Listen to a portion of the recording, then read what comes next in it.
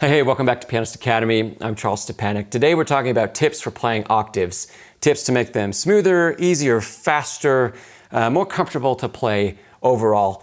I've got 5 tips for you today, and maybe even a little bonus tip at the end if you stick around, and maybe even a little discussion. So I'm using Chopin's Polonaise in F sharp minor, opus 44. Right at the beginning of this piece, we've got 4 bars that basically amount to a set of octaves in both hands in 16th notes.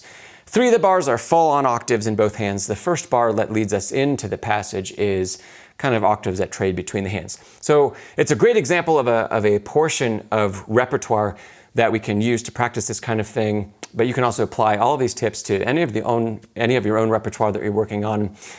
Scales and octaves, repeated octaves on the same note, whatever it happens to be. So let's dive in. Okay, the first tip I've got for you today is coming back to rest after each octave that we play.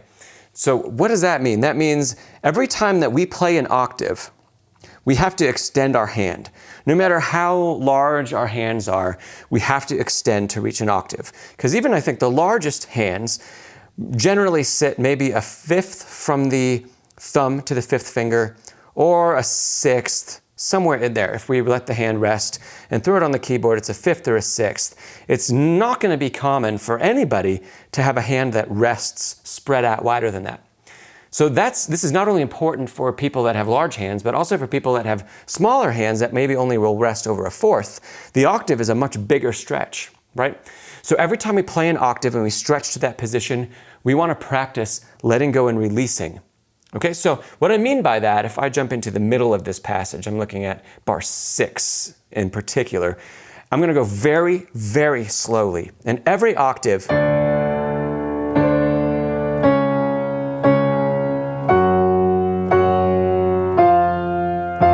so notice every time I play an octave, there's a stretch and an articulation to it. And then when I release, the hands come off. And I release back to a normal and very relaxed shape. Now, in order to practice this right, we have to take the tempo very, very, very slow. Way slower than we're going to have to perform it, right? But I think this is a great first step toward making octaves more comfortable. We're going to need to spend some time practicing this kind of motion.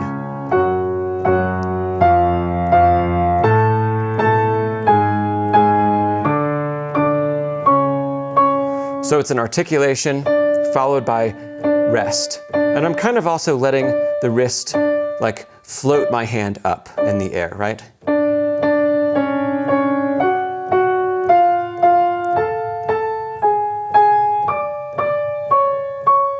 All right, so that's our first tip. And we're going to keep coming back to that in a sense as we go through the other 5 tips. So this is a really important one to master. The faster you can get this going and still have that relaxing motion, the better all of your octaves are going to get, and the more comfortable they're going to get, and the less tension build up in your forearms you're going to have. All right, tip number 2 is going to be practicing them in groupings. So what I mean by this is rhythmic groupings. So to start off, make your rhythmic groupings very short, like 2 notes. So if I show you what this is,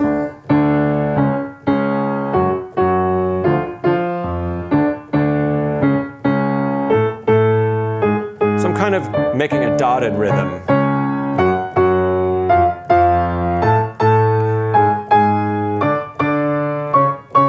Okay, if I continue to elaborate on that a little bit more, not only is there a dotted rhythm, but there's a lift, which we're experiencing that same relaxation, and then a little bit of a hold, but still relaxing.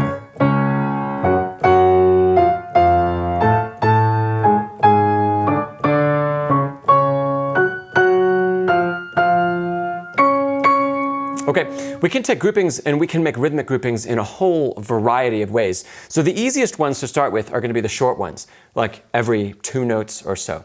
But we can make it every 4 notes.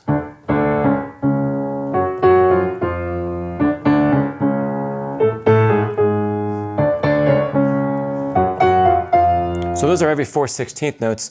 Notice how I'm also, there's still wrist movement, there's still relaxation in the wrist. And each one of these, even though I'm playing a little bit faster and I'm focused on the groupings, the rhythmic groupings, I'm still trying to maintain that feeling of relaxing back toward that natural position of the hand after each one of these notes. And especially after the last one of the grouping, okay? That's part of the reason why taking these groupings in short sections, short rhythmic groupings, is going to be easier first, because it gives you lots and lots of places to continue to feel that coming back to rest in the middle of the passage. The longer we make our grouping rhythm or our grouping section, the more difficult it's going to be. And also the more like the performance it's going to start to feel. So we could go from 2 to 4.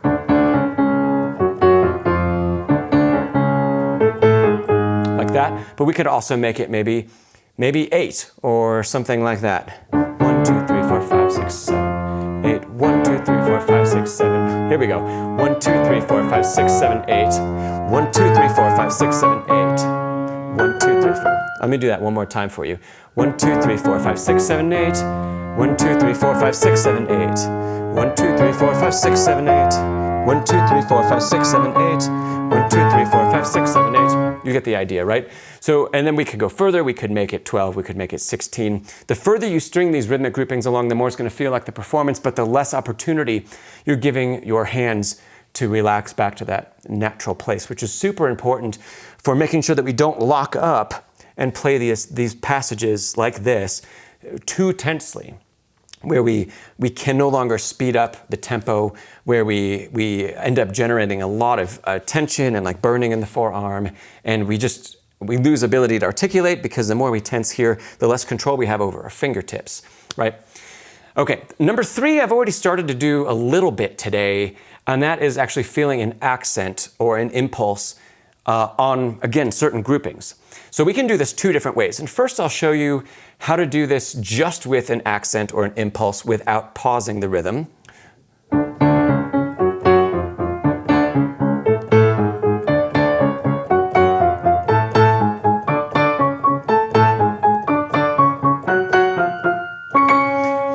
So that was every 4 notes. 1, 2, 3, 4. 1, 2, 3, 4. 1, 2, 3, 4. 1, 2, 3, 4. 1, 2, 3. Okay, you get the idea.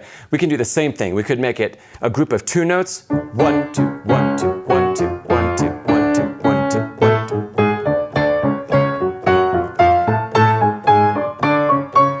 2. Okay? This is going to help us feel that there are some places that the hands are going down and some places that the hands are releasing. Just like our rhythmic groupings, the more variety we put into a passage as we practice, the more places we give ourselves to feel the down and the up and the relaxation, and the more we vary it. So let's say every 2 beats, every 4 beats, every 8 beats, and mixing it up as we go. Maybe even mixing up whether we do 1, 2, 1, 2, 1, 2, 1, 2, 1, 2, 3, 4, 1, 2, 3, 4, 1, 2, 1, 2, 1, 2, 1, 2, 1, 2, 3, 4, 1, 2, 3. Something like that. So I was mixing up accents every 2 with accents every 4, and you could go even further maybe and alternate every single one if you're capable, and flip it and start with 4 and then do 2. Like we talked about with rhythmic groupings, you can extend this out and do 1 every 8. 1, 2, 3, 4, 5, 6, 7, 8. 1, 2, 3, 4, 5, 6, 7, 8. 1, 2, 3, 4, 5, 6, 7, 8. 1, 2, 3, 6, 7, 8. 1, 2, 3, 4, 5, 6, 7, 8. 1, 2, 3. That's the end of the passage. Okay, we can also combine this tip, the feeling of accent or impulse or dropping in to the key, right? We can combine this with our rhythmic groupings if we want to. So we could say, I'm going to play a rhythmic grouping of 2, and I'm also going to accent or drop into the first note more. 1, 2.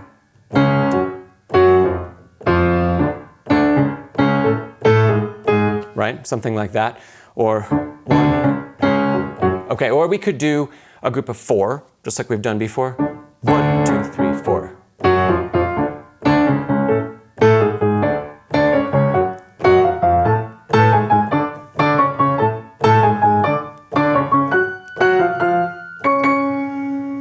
So there's a way we can combine this third tip of feeling impulses or dropping in or accents.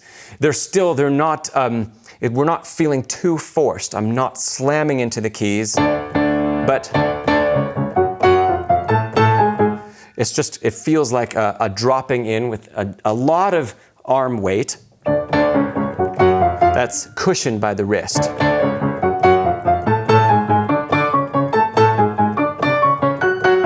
And each one of these, even though I'm playing them faster and faster now as we go through some of the other tips, each octave I'm still trying to feel the sense of coming back.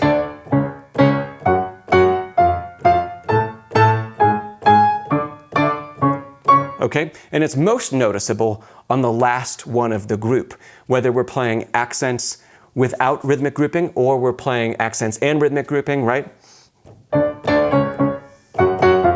You really notice at the end of the group that everything is relaxed.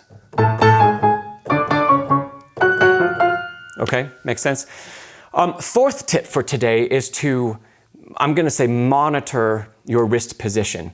If you look online and you watch a lot of pianists playing octaves, you're going to see a whole variety of placements of the wrist.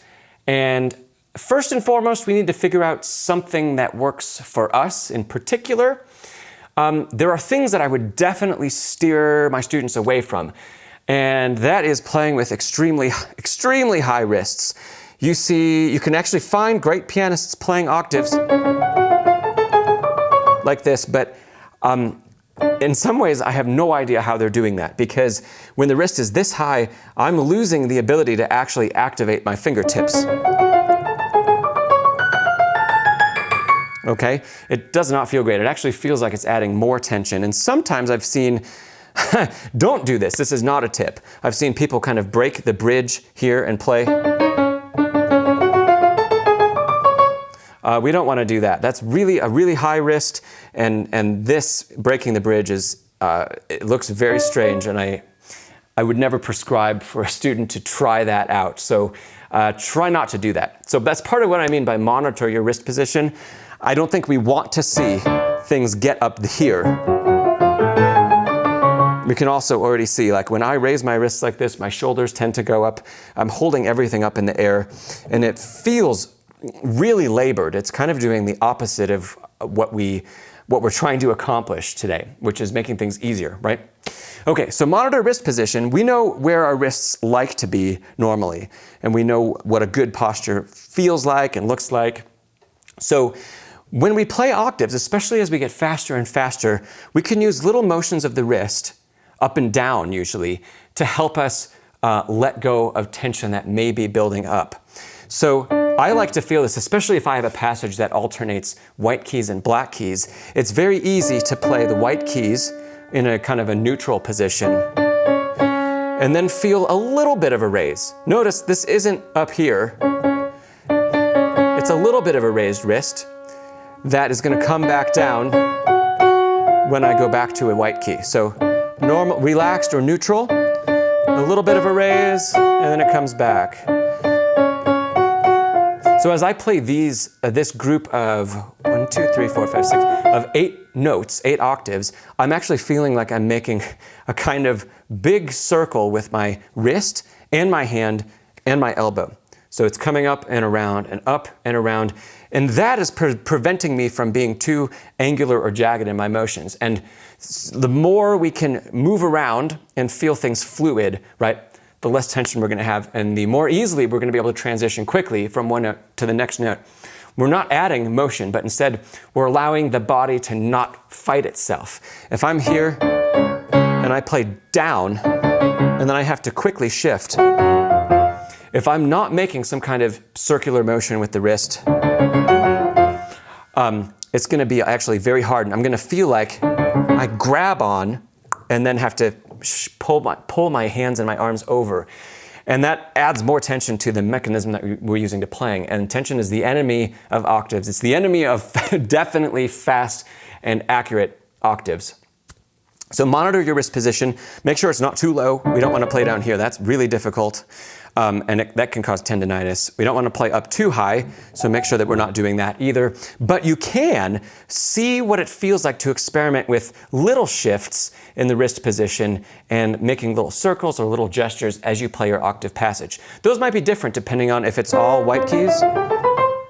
So even if I just play a C major scale and show you what I mean, if I'm playing it just C scale in octaves, I could maybe start in a neutral position and then slowly raise the wrist as I ascend. And then lift off, if that's the whole passage, right? This would all depend on context. Okay? I don't think I would do the other way around. That doesn't feel good. Okay? So maybe thinking about up as we lift out of a passage, and continuing to feel these down motions like we talked about with accents or impulses in the previous tip. Feeling a down impulse, we also feel that in the wrist, and that is a shift in wrist position slightly, right? So this is, you see, these tips are all kind of building on each other. We're always coming back to rest. We can practice in groupings. We can practice with impulse, accent, or dropping into the key. And then we can combine all of those, plus we can monitor our wrist position as we go and make sure that we're providing the most fluid transition from one octave to the next octave. The opposite of fluid would be angular, where we are moving in one direction, and then without providing a circular shape in the mechanism, we just quickly move. Okay? Fifth tip for today is, for accuracy's sake, try to only focus on one of the fingers that's playing the octave. So we have probably been practicing an octave passage that you might be working on. We've probably been practicing it for a while. We might be fairly comfortable with the notes, and maybe we're finding we get to a point and we're trying to speed up the tempo, but we're having trouble maintaining accuracy as we do that. So my tip would be focus only on one of the fingers. Usually it's 1 and 5 that we're playing octaves in. Sometimes you might know that we play octaves with 1 and 4, even rarely 1 and 3 if you've got really large hands.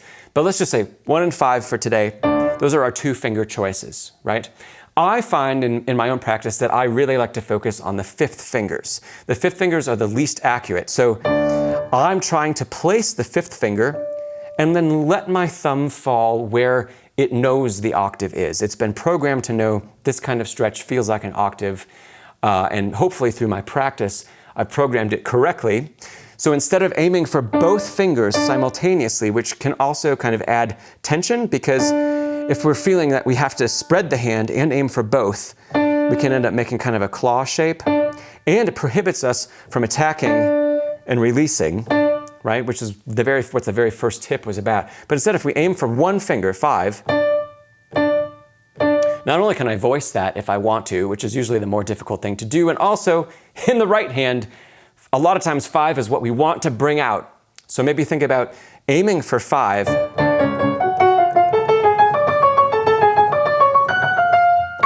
It's hard to see, but I think you can hear that when I aim for 5, 5 is the louder note of the two. Whoops.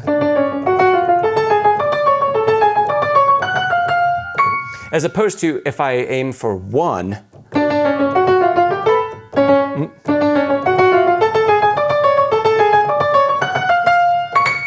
right? You can hear that was heavier actually because the thumb is such a heavy finger. We have a different voicing. So for me, I prefer to aim for 5, but you can try to aim for either finger depending on what works for your hand in particular. You also might need to pick one depending on how you want to voice the piece and how you want to treat it musically. So I would love to voice 5 in actually both hands because I also like the deep bass in the left hand. I like that more than hearing the upper note. All right, so those are our 5 tips. A little bonus tip for you about playing octaves is we want to really, really try to let go of any tension or holding on that we're going to have in the fingers in the middle, the fingers that aren't being used. There can be a tendency, especially in octave passages, to kind of lift them out of the way. Okay, like that, or and keep them out of the way. If we can avoid feeling that lift, we're going to release a whole lot of tension. So you might find as you start to let go of things that you might end up splatting or sounding some of the notes in the middle.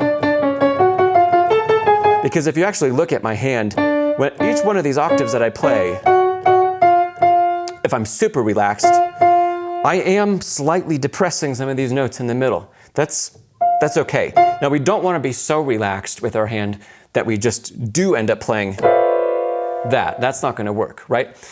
But there are a lot of great pianists. If you watch, you can find recordings online and you can see inside the piano as they play. There are a lot of great pianists that you see some of the hammers that aren't sounding the strings, they are getting activated slightly because the pianist is using this kind of technique. They're allowing the middle fingers to relax just enough so that the hand stays flexible, but not so much that the inner notes actually sound. So that's a little bonus tip. Try to let go of the tension in the middle fingers as much as you possibly can without allowing the notes to be played.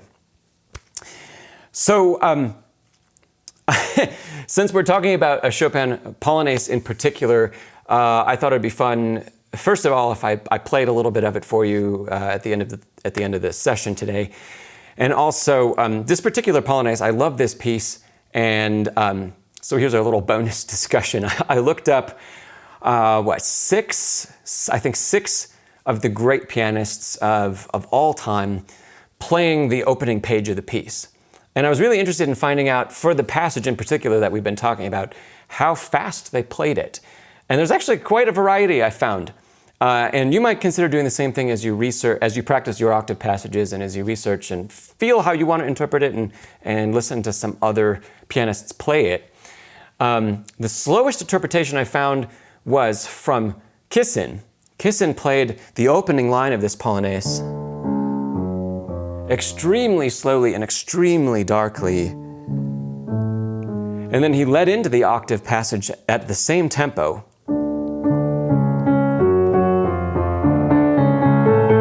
And he sped up to around 95 beats per minute at the fastest point, which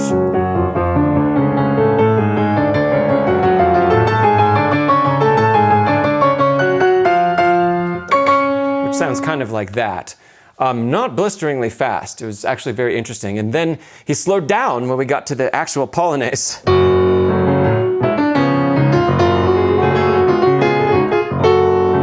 So that was interesting. And then there were a whole variety of tempos. So Kissin was the slowest and speeding up to around 95. The next slowest was Ashkenazi, who played the opening, and he played it at about 96 beats per minute.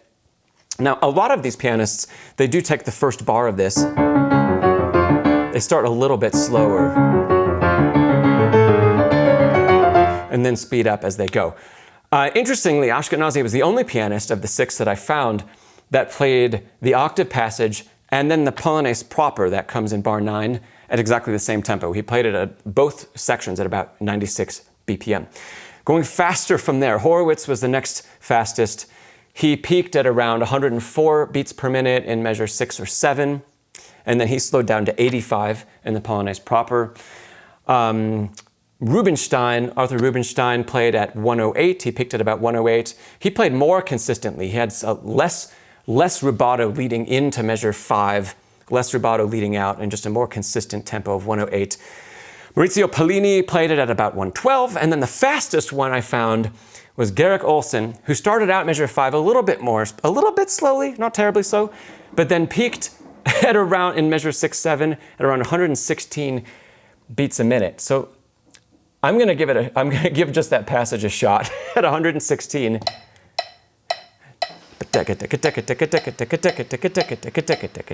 Something like that. Okay, so I'm gonna lead into that. I'm gonna start in measure 5 and see if I can lead into in 6 or 7.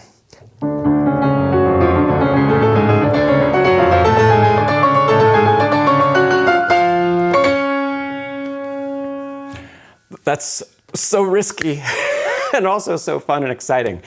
So that's very cool. So maybe you found that interesting, but there's a lot of interpretational room as you practice your octave sections and passages. Look them up, see what the other great artists have done, see what aligns with you the most, and go from there. So I'm going to just do a quick playthrough this first page just for our enjoyment together. I hope I get most of the notes right. Remember to like and subscribe. Please give the video a thumbs up. Subscribe to the channel if you haven't already, and ding the notification bell. And I'll see you next time you visit Pianist Academy. And until then, I hope you enjoy this.